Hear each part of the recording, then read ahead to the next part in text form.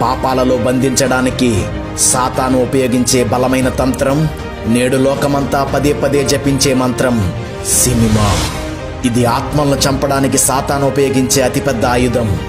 సాతాను మనసులో ఉన్న ప్రతి ఆలోచనని మనుషులకు నేర్పడానికి అది వాడి మాధ్యమం. జాతి, మతం, ప్రాంతం భేదాలు లేకుండా అందరికీ సమీపంలో ఉన్న సాతాను ఉచ్చు. అన్యులే కాదు, క్రైస్తవులలో కూడా అనేక మంది బోధకులు, విశ్వాసులు ఈ సినిమా మొత్తులో మునిగిపోయి వాటిని చూడవచ్చు అని కొందరు, మంచి సినిమాలు మాత్రం చూడొచ్చు అని ఇంకొందరు, థియేటర్కు వెళ్ళకూడదు కానీ ఇంట్లో చూడొచ్చు అని మరికొందరు బోధిస్తున్నారు, వాదిస్తున్నారు కూడా. క్రైస్తవులు సినిమాలు చూడకూడదని వీళ్లతో చెప్తే బైబిల్లో సినిమాలు చూడవద్దని ఎక్కడుందో చూపించండి అంటూ ఎదురు ప్రశ్న వేస్తుంటారు. బైబిల్లో నేడు కనుగొనబడిన చాలా వాటి కోసం ముందే ప్రవచించబడ్డాయి. ఉదాహరణకి కార్లు, విమానం, యుద్ధ ట్యాంకర్లు, ఇలా చాలా ఉన్నాయి. వాటి లక్షణాల కోసం వ్రాయబడింది కానీ వాటి పేర్లు మాత్రం వ్రాయబడలేదు. సినిమా కూడా అంతే. సినిమా అనే పేరు బైబిల్లో ఉండదు కానీ సినిమా చూడకూడదని మాత్రం బైబిల్ పదే పదే హెచ్చరిస్తుంది. ఎందుకంటే సినిమా దేవుని యొక్క అనేక ఆజ్ఞలను అతిక్రమించేలా చేస్తుంది. దేవుడు ఎదుటివారిని దూషిస్తేనే నరహత్య అయిపోతుంది. నీ కుడి చెంపపై కొడితే ఎడమ చెంప చూపించు. సినిమా పోట్లాడుకోండి, ఎవరు ఎక్కువ మందిని కొడతాడో అతనే హీరో. బైబిల్ శాంతిని నేర్పిస్తుంది కానీ సినిమా హింసని ప్రోత్సహిస్తుంది. దేవుడు మోహపు చూపు చూస్తే వ్యభిచారం. సినిమా స్త్రీలకు అసభ్యమైన వస్త్రాలు ధరింపజేసి వారికి హీరోయిన్లు అని పేర్లు పెట్టి మనుషుల ముందుకు తీసుకువచ్చి చూపిస్తుంది. ప్రపంచమంతటినీ మోహపు చూపుల వ్యభిచారంలో ముంచేసింది. బైబిల్ హృదయ శుద్ధిని బోధిస్తుంది కానీ సినిమా ఆలోచనల్ని అపవిత్రపరుస్తుంది. దేవుడు దేహానికి హాని చేసే వాటిని స్వీకరించకూడదు. సినిమా త్రాగుతూ పాటలు పాడటం, స్టైలుగా సిగరెట్లు కాల్చడం వంటివి చూపిస్తుంది. బైబిల్ మనిషి క్షేమాన్ని కోరుకుంటుంది కానీ సినిమా మనిషిని వ్యసనాల వైపు త్రిప్పుతుంది. దేవుడు వాక్యమే సత్యము. సినిమా మనిషికి జన్మలుంటాయని, ఇతర గ్రహాలపై మనుషులుంటారని, మనుషులకు అతీత శక్తులుంటాయని, అనేక మంది దేవుళ్ళుంటారని, ఇలా వాక్య విరుద్ధమైన అనేక వాటిని గ్రాఫిక్స్ ద్వారా చూపిస్తూ అసత్యాన్ని నమ్మిస్తుంది. బైబిల్ సత్యంలో నిలిచి ఉండమంటుంది, సినిమా భ్రమలో సంతోషించమంటుంది. దేవుడు దినములు చెడ్డవి కాబట్టి అజ్ఞానుల వలె సమయాన్ని వ్యర్థం చేసుకోకుండా సద్వినియోగం చేసుకోండి. సినిమా అసలు దీనిని కనిపెట్టిందే టైంపాస్ కోసం. టైంను వృధా చేయడమే సినిమా లక్ష్యం. సినిమాలను గూర్చి చదివి సమయాన్ని వృధా చేసుకోవాలని మ్యాగజైన్లను, న్యూస్ పేపర్లో సినిమా వార్తలను, ఆ సినిమా వాళ్లతో ఇంటర్వ్యూలను సాతాను అందుబాటులో ఉంచాడు. 24 గంటలు సినిమా ఛానల్స్, పాటల ఛానల్స్ ఏర్పడిపోయాయి. థియేటర్ వరకు వెళ్లకుండా ఇంట్లోకే సినిమాని తీసుకువచ్చేశాడు. బైబిల్ నేడు అనే సమయం ఉండగానే సిద్ధపడమంటుంది కానీ సినిమా ఉన్న సమయమంతా వృధా చేసుకోమంటుంది. దేవుడు ఎల్లప్పుడూ ప్రభువునందే ఆనందించుడి. సినిమా జోకులేసి వింత వింతలన్నీ చూపించి మనిషి వాటిని బట్టి ఆనందించేలా చేసింది. మనసు బాగోకపోతే సంతోషం కోసం దేవుడిని వెతకాల్సిన మనిషి థియేటర్ను వెతుకుతున్నాడు. బైబిల్ ఆత్మకు శాంతినిస్తానంటుంది కానీ సినిమా అశాశ్వతమైన ఆనందాన్ని అనుభవించడం నేర్పిస్తుంది.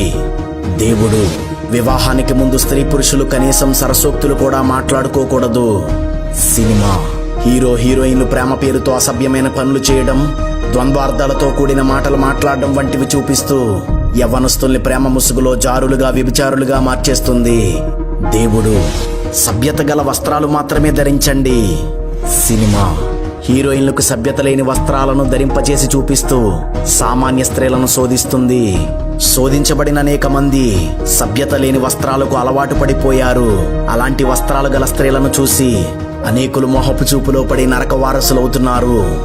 దేవుడు నీ నాలుకతో స్తుతియాగం చేయుము. సినిమా డబుల్ మీనింగ్ పాటల్ని, దూషించే మాటల్ని నేర్పిస్తూ మానవ జాతి పెదవుల్ని అపవిత్రపరిచేస్తుంది. దేవుడు సృష్టికర్తనే ఆరాధించాలి. సినిమా సాధారణ మనుషుల్ని హీరోలుగా, హీరోయిన్లుగా చూపించి ప్రజలు వారిని ఆరాధించేలా చేస్తుంది. గోడల మీద, ఫ్లెక్స్ల మీద, ఫోన్లలో, ఆటోల్లో, కంప్యూటర్లలో ఎక్కడ చూసినా వాళ్ళ ఫోటోలే. అభిమానము, ఆరాధన మనుషులకే జరిగేలా చేసేస్తుంది. దైవత్వం లేని వాటిని దైవాలుగా చూపిస్తూ సృష్టమును మరింత ఆరాధించేలా సినిమాలు చేస్తున్నాయి. సాతాను సినిమా ద్వారా మనిషి సమయాన్ని పాడు చేశాడు, ధనాన్ని పాడు చేశాడు, ఆలోచనని పాడు చేశాడు, నమ్మకాన్ని పాడు చేశాడు, తలంపుల్ని పాడు చేశాడు, మాట తీరును పాడు చేశాడు, దీనత్వాన్ని సహనాన్ని పాడు చేశాడు, ఆరోగ్యాన్ని పాడు చేశాడు, సభ్యతా సంస్కారాలని పాడు చేశాడు. ఇవి చాలవన్నట్లు వీడియో గేమ్స్, స్పోర్ట్స్ ఛానల్స్ ద్వారా ఉన్న సమయాన్నంతా వృధా చేయిస్తున్నాడు. బైబిల్ జ్ఞానం కావాలంటే దేవునిని అడగమంటుంది, కానీ సాతాను వీడియో గేమ్లు ఆడితే తెలివి పెరుగుతుందంటాడు. ఈ సినిమాల కోసం, గేమ్స్ కోసం కోట్లు ఖర్చు పెడుతున్నారు.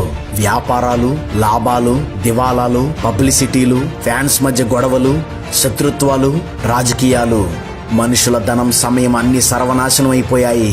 సినిమా ద్వారా కులమత భేదం లేకుండా అందరినీ దేవునికి విరోధులుగా మార్చడంలో సాతాను గ్రాండ్ సక్సెస్ అయ్యాడు.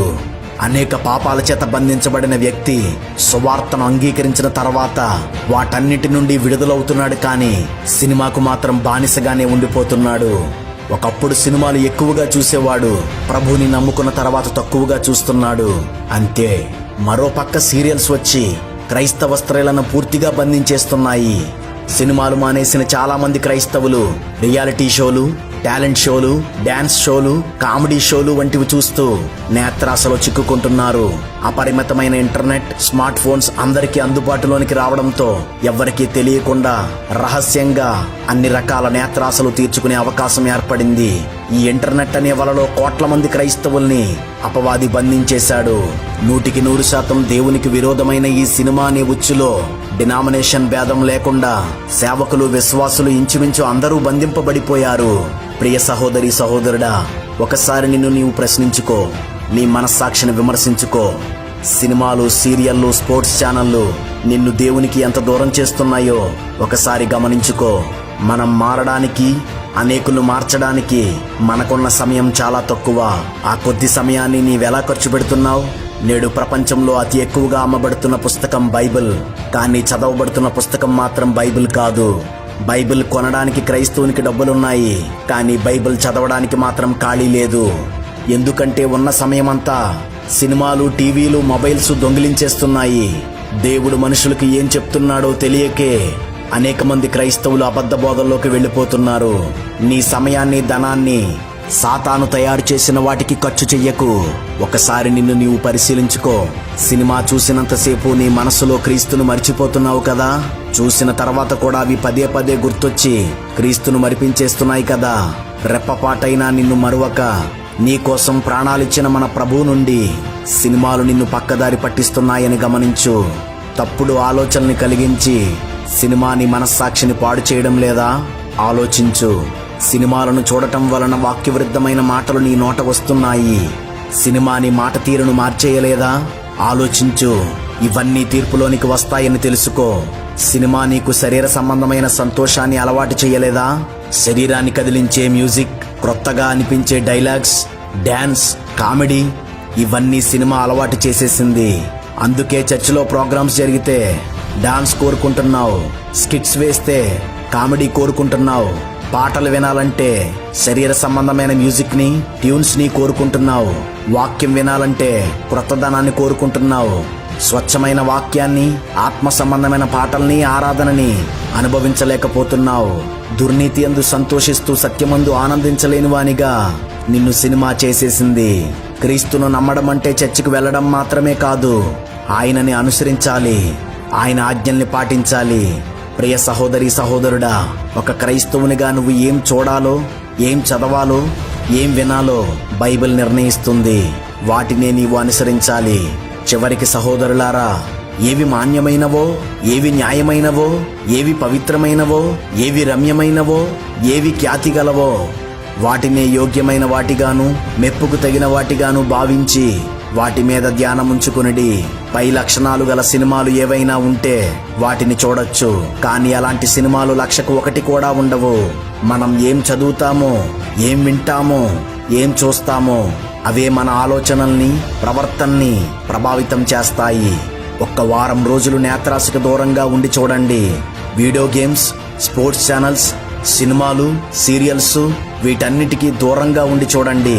మీ జీవనోపాధి పనులు చేసుకుంటూనే, రోజూ ప్రార్థిస్తూ, ప్రతి విషయాన్ని బట్టి ప్రభువును స్తుతిస్తూ, దేవుని వాక్యాన్ని ధ్యానిస్తూ, ఆత్మ సంబంధమైన పాటలు వింటూ పాడుతూ, ప్రభువునందు ఆనందిస్తూ ఒకే ఒక్క వారం గడపండి. మీలో విశ్వాసం, ధైర్యం పెరుగుతాయి. దేవునితో సంబంధం ఏర్పడుతుంది. ఒక్క వారం ప్రయత్నించండి. ఆ వారాన్ని మీ జీవితాంతం పొడిగించండి. వందనాలు.